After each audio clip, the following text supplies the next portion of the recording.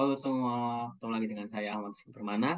Di video kali ini saya akan membahas tentang penjelasan tentang bioimaging. Terus saksikan video saya kali ini ya.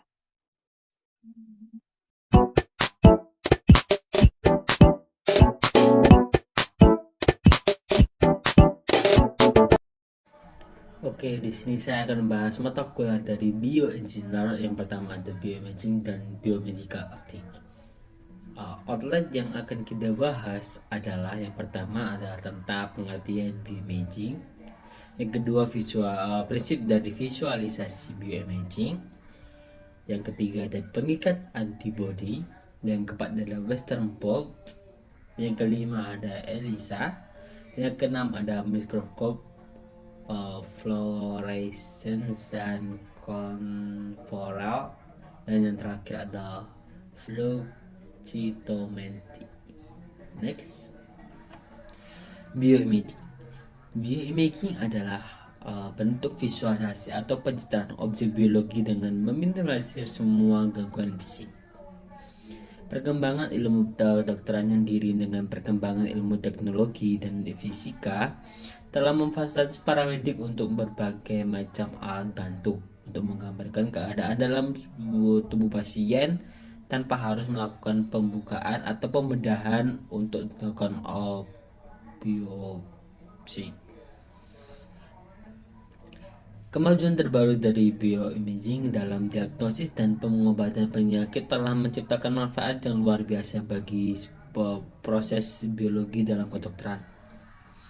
Salah satu alasan utamanya adalah karena sederhana, cepat, sensitif, dan biayanya relatif cukup rendah. Pencitraan atau bioimaging saat ini merupakan metode yang sangat jadi ujung tombak pemeriksaan untuk kasus-kasus yang tidak kasat mata. Medical imaging atau umumnya disebut dengan radiologi merupakan pengambilan gambar dari bagian tubuh manusia yang digunakan untuk keperluan medis, untuk diagnosis penyakit seperti kanker, penyakit seperti penyakit jantung diperlukan pencitraan atau bioimaging handal. Belakangan ini pendekatan dengan dasarkan nanoteknologi telah menunjukkan hasil yang menjanjikan. Next, prinsip visualisasi dalam bioimaging dan biomedical optik. Teknik visual dalam biomedik yang pertama ada chromogen atau visible color. Yang kedua ada cahaya yang ditangkap oleh mesin imaging. Yang ketiga ada fluorescence. Ketiganya menggunakan prinsip ikatan antigen atau antibody. Antibody primer sama dengan meningkatkan target protein, sedangkan antibody sekunder meningkatkan pewarnaan kromogen atau enzim penghasil cahaya atau fluorescence. Next, macam-macam metode pengikat antibody. Drugs. Suatu antibody sekaligus mengikat target protein dan pewarnaan kromogen atau enzim penghasil cahaya yang disebut fluorescence. Next, indirects menggunakan dua antibody yang saling berkaitan tangan. Jadi seperti gambar tersebut, di samping itu kedua antibody tersebut saling berkaitan tangan. Antibody satu berkaitan dengan target protein. Antibody yang lain berkaitan dengan warna atau kromogen atau enzim penghasil cahaya. Next, berbagai teknik yang digunakan dalam prinsip-prinsip visualisasi. Western blot.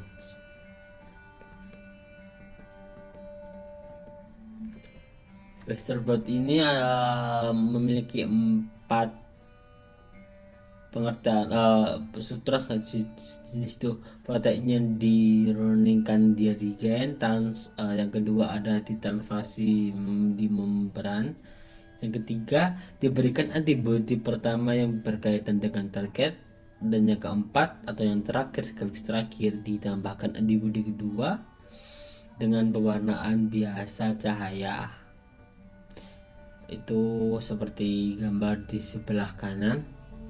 Seperti itu adalah Western blot. Next. Selanjutnya ada ELISA.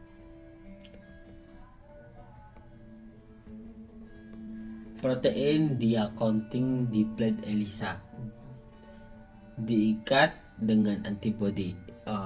Berikut ini adalah 3 macam ELISA. Yang pertama ada direct ELISA. Direct ELISA adalah protein dicounting diplet kemudian diikat dengan antibodi 1 yang sudah berikatan dengan warna seperti gambar yang di bawahnya, direct ELISA. Yang kedua ada indirect ELISA. Protein diacounting diplet kemudian diikat dengan antibodi 1 kemudian diikuti dengan antibodi 2 yang berikatan dengan pewarna seperti gambar di bawahnya. Jadi kalau direct itu 1, kalau indirect itu 2. Second antibody conjugate. Yang terakhir ada sandwich ELISA. Ada sandwich. Sandwich jadi kebikiran roti lapis.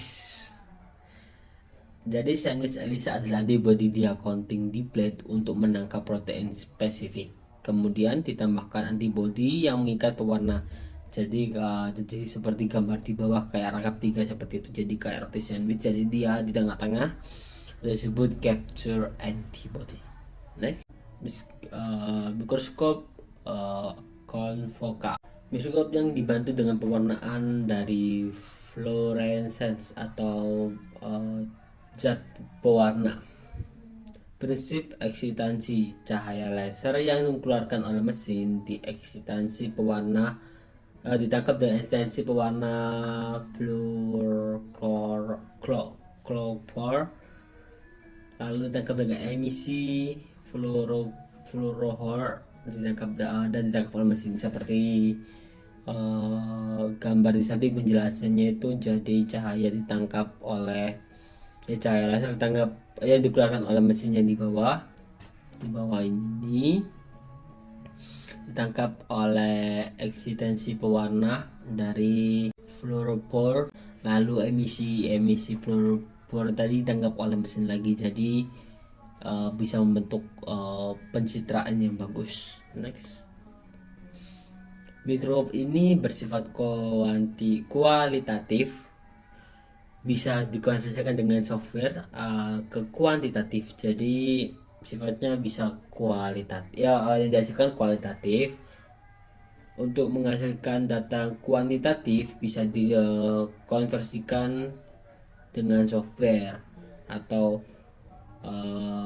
semi kualitatif, itulah intinya. Jadi kalau mau data kualitatif ini diubah ke kuantitatif, maka harus dikonversikan dulu ke software kualitatif atau semi kuantitatif. Nah, jadi nanti penangkapan gambarnya seperti gambar di bawah ini. Ada yang prinsip eksitansi tadi, hasilnya ada di bawah ini seperti gambar-gambar itu. Jadi nanti pencahayaan tadi itu berfungsi untuk menerangi bagian dalam. Jadi cahaya diterima oleh si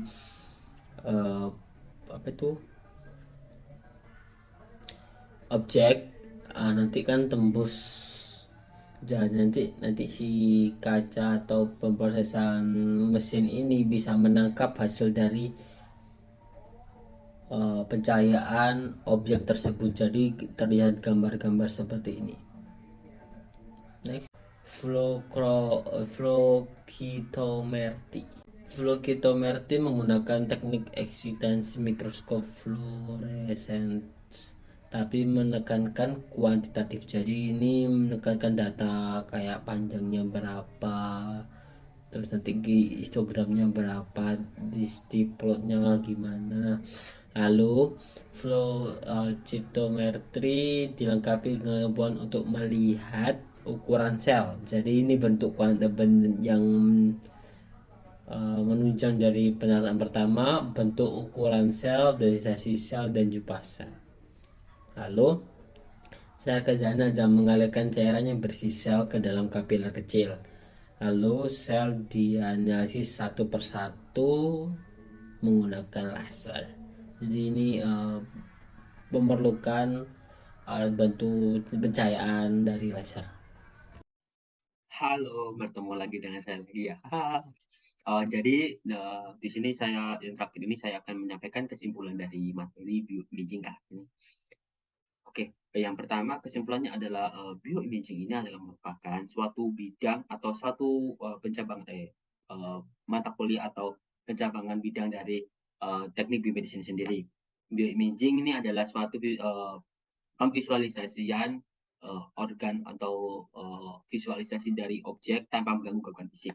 Jadi dulu sebelum adanya bioimaging ini, untuk melakukan visualisasi objek itu pasti akan membedah visualisasi objek atau objek bagian dalam organ-organ itu pasti akan dibedah terlebih dahulu karena sesuai dengan peraturan pemerintah tentang melakukan uji coba tentang pembedahan seperti itu, maka bioimaging ini muncullah tiba-tiba, bukan tiba-tiba sih, ya muncul karena adanya larangan tersebut untuk pembedahan-pembedahan yang tidak manusiawi. Jadi sekarang pemanfaatnya menjadi bioimaging ini. Jadi bioimaging ini itu seperti sinar X-ray, CT scan, dan lain-lain sebagainya memanfaatkan laser atau sinar-sinar tersebut yang bertujuan untuk memvisualisasi bagian dalam organ-organ tubuh manusia tanpa merusak atau mengganggu fisik dari objek tersebut. Selain itu, bioimaging memiliki tiga apa itu namanya? Tiga teknik visualisasi. Yang pertama ada chromogen atau visible color seperti yang dijelaskan tadi. Yang kedua ada cahaya yang ditangkap oleh mesin imaging mesin imaging itu kayak jadi kan mesin imaging ini kan memerlukan cahaya atau laser itu. Jadi kalau cahayanya kecil maka pemvisualisasian ini kurang terlihat. Kalau cahayanya berlebihan pun sama. Jadi harus memiliki cahaya yang pas dalam kadar mesin tersebut. Jadi kalau kebanyakan itu berarti kelihatannya putih, terlalu putih, sedangkan kalau yang kekurangan jadi hitam. Selanjutnya ada fluorescence. Jadi ketiga visualisasi ini menggunakan antibody atau kekebalan serta antigen dari tubuh objek tersebut. Tadi sudah dijelaskan ada antibody primer dan ada antibody sekunder. Selanjutnya jadi ada macam-macam antibody, ada Direx itu yang pewarnaan satu sekaligus target protein, yang indirect adalah dua antibody. Selanjutnya ada berbagai teknik-teknik menggunakan prinsip visualisasi. Yang pertama ada Western blot yang tadi dijelaskan skemanya di sebelah kanan ada gambar sekaligus ada penjelasan di sebelah kiri. Lalu ada ELISA. ELISA ini adalah protein diakotik plate. Jadi terus protein diakotik plate ini disebut ELISA dan diikat dengan antibodi tubuh. Selanjutnya ada 3 macam ELISA, ada direct ELISA, indirect ELISA, dan sandwich ELISA beserta gambar dan penjelasannya di penjelasan tadi. Lalu ada mikroskop fluorescent dan konforal. Mikroskop ini ada membantu penginderaan atau pemvisualisasian objek-objek kecil seperti gen atau kromosom-kromosom seperti itu.